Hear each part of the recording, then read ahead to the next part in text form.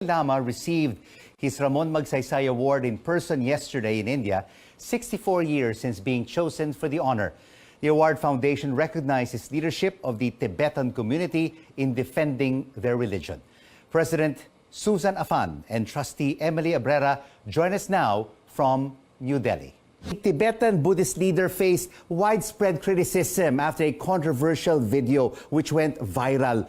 Were there apprehensions from the Ramon Magsaysay Foundation to make this visit at this time?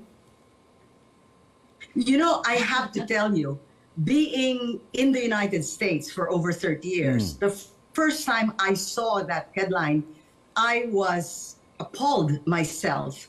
But then, you know, after I watched the entire video, and after as you know, I was also involved in Bantay Bata for 4 or 5 years with the ABS-CBN Foundation.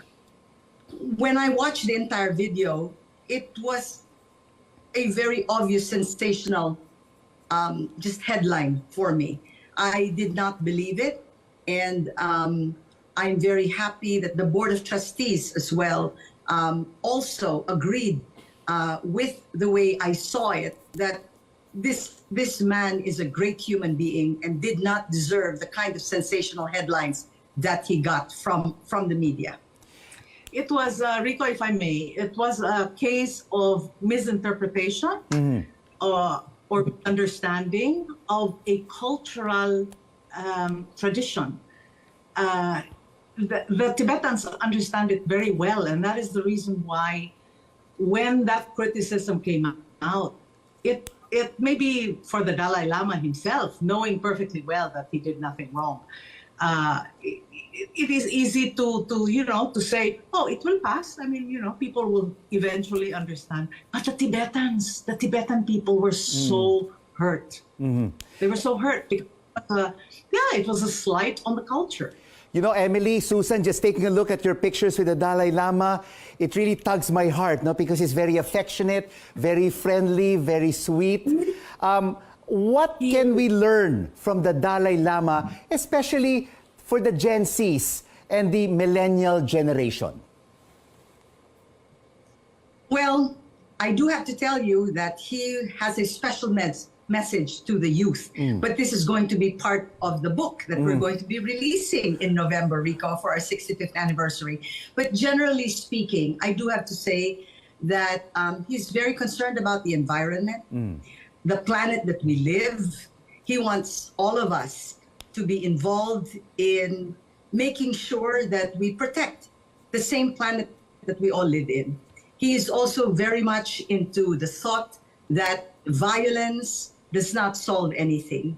That it's only through conversation, it is only through dialogue that we can achieve peace. And that peace, he says, when you have peace in your heart, it makes you sleep.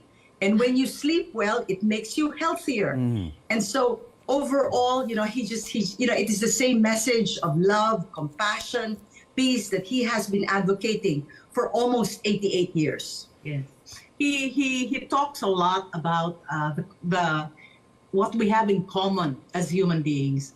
And he often says, we were all born the same way. We all suckled at our mother's breast for milk. We were nurtured and fed from infancy. And, these are things that we all have in common. And therefore, we are connected in that way. And it is far better to go back and look at the connections we have, what makes us similar, rather than what brings about conflict.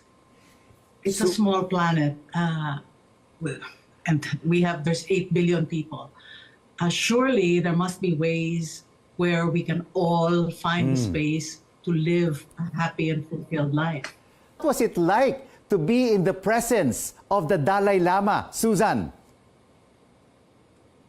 Rico, it was awesome.